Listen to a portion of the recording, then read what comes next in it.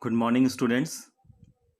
In the previous class, we have started the topic nucleic acids. There we have discussed that nucleic acids, they are polynucleotides with high molecular weight, and the building block of the polynucleotides is nucleotide, and each nucleotide is made up of three molecules. The first one is heterocyclic compound, which is a nitrogenous base, which were of again two types, pyrimidine and purine. The pentose sugar, it was in the form of ribose sugar in the case of RNA and deoxyribose sugar in the case of DNA. And the third molecule is a phosphate compound in the form of phosphoric acid. So now we'll discuss about the structure of nitrogenous bases. As we have discussed that the nitrogen containing compounds within the nucleotides, they are of again in two forms, pyrimidine and purines. The pyrimidines, they were six-membered ring, and whereas the purines, they were nine-membered ring, means a six-membered ring and a five-membered imidazole group was joined to a six-membered ring at position 4' and 5' positions. As we have also discussed that they are called as heterocyclic compounds because at specific positions the nitrogen is present. Due to the presence of nitrogen at specific positions, these nitrogenous bases, they were called as heterocyclic compounds. The pyrimidines, they are again of three different types, which are cytosine, thymine and uracil. So let us first of all, we will go through the structure of pyrimidine. The nitrogen which is present within the pyrimidine ring at positions 1' and 3' positions. So we have to place the nitrogen at 1' and 3' position, and we have to number it in the clockwise direction. 1 we have written at the downward side, and then following the clockwise direction we have numbered the ring. So we can observe the nitrogen is present in the 1' and 3' position. Whereas in the case of purine ring, nitrogen is present within the 1' position and 3' position also, as well as 7 and 9' positions. So here we can observe we have kept the 3rd' position at the downward end, and we have numbered it accordingly. Means the 1', the 6' position we have labeled on the top, and we have labeled it, we can say, anti-clockwise direction. 1', 2', 3', 4', 5'. So it is an anti-clockwise fashion, and the 5-membered ring, which is in the normal way, we can say 7, 8, 9 in the clockwise form. So the pyrimidines, as we have to discuss, they are of three types: cytosine, thymine and uracil. So for going through the structure of the cytosine, just we have to take the same backbone and we have to label it. The structure, it would have the nitrogen at position 1' and 3' positions, and we have placed here at the second position the oxygen group and the 4th position amino group. So this is the structure for cytosine, and it scientifically we may also call it as 2-oxy 4-amino pyrimidine. So as it is pyrimidine, So, and due to the presence of the oxygen at second prime position and amino group in the fourth prime position, it is called as 2-oxy-4-aminopyrimidine. Just we may observe in the structure of thymine, we have just taken the same backbone.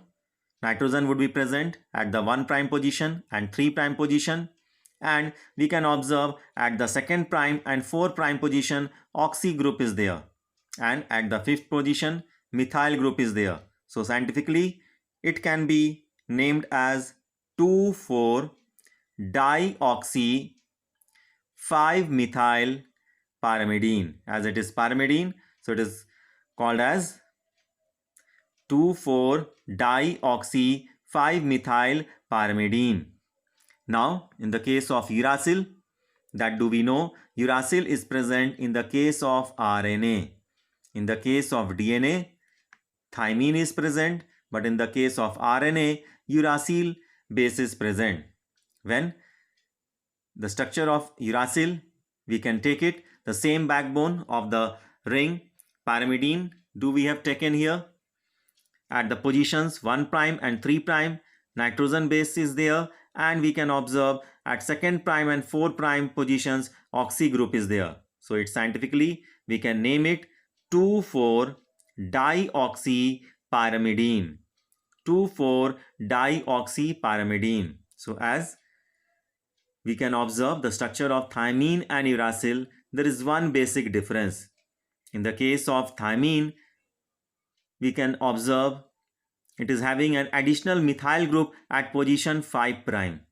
So we also call thymine as 5-methyl uracil, means whatever is the structure for uracil, if we place the methyl group at position 5 prime, we will get the structure for thymine.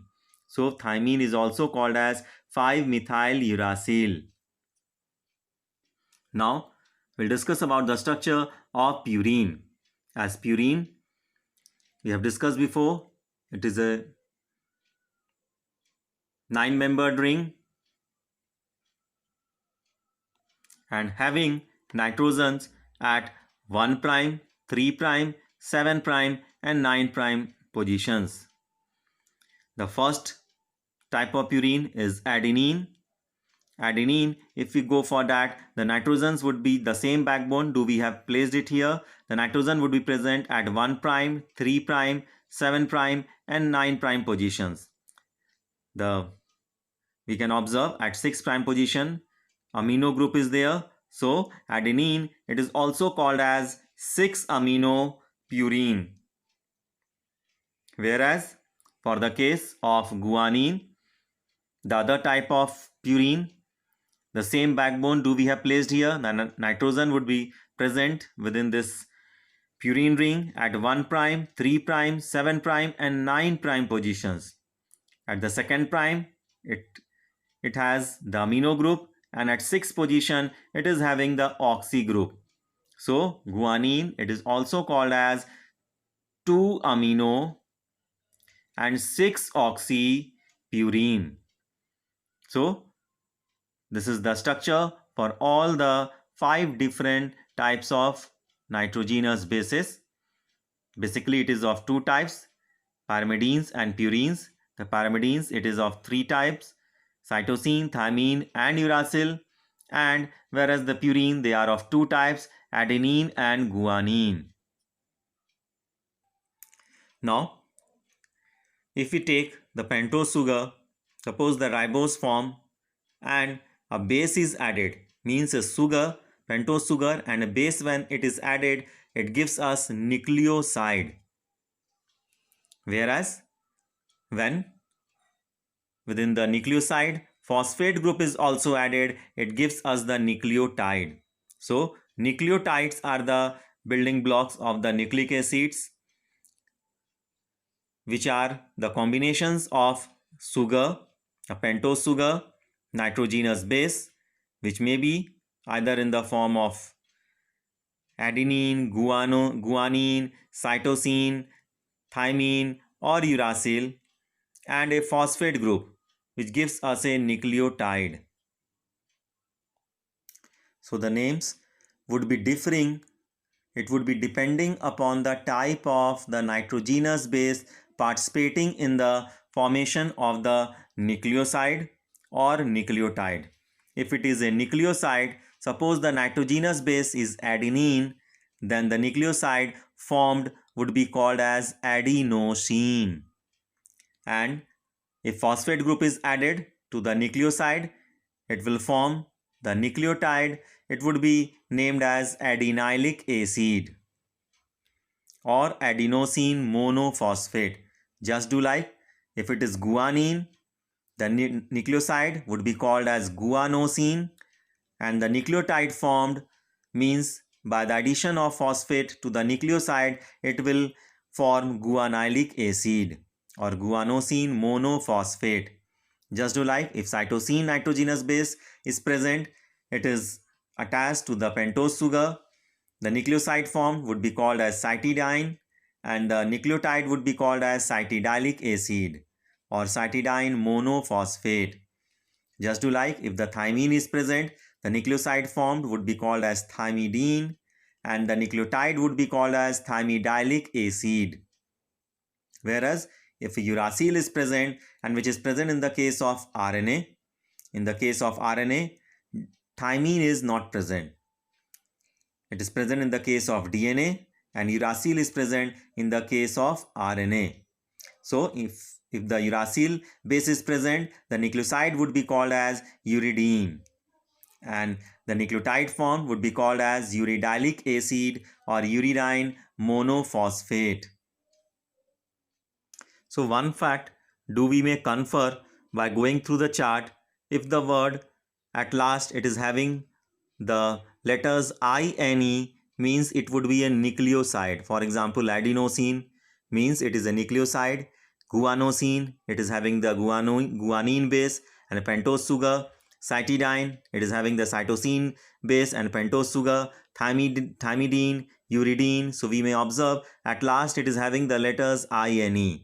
Whereas if at last it is having the letters YLIC, ilic acid, then obviously it is a nucleotide. For example, adenylic acid, it is a nucleotide formed by the addition of adenine, nitrogenous base, pentose sugar and a phosphate group. Just do like guanylic acid, it is also a nucleotide. Cytidylic acid, thymidyllic acid, uridylic acid, they all are nucleotides formed by the combination of a pentose sugar, the nitrogenous base and a phosphate. So, do we have discussed that whenever a base is added to a pentose sugar, it is added to its 1' position, and whenever a phosphate group is added to a pentose sugar, it is always added to its 5' position. Like this, it forms the backbone and it forms a strand of nucleotide. Till so far here, thank you. Have a nice day.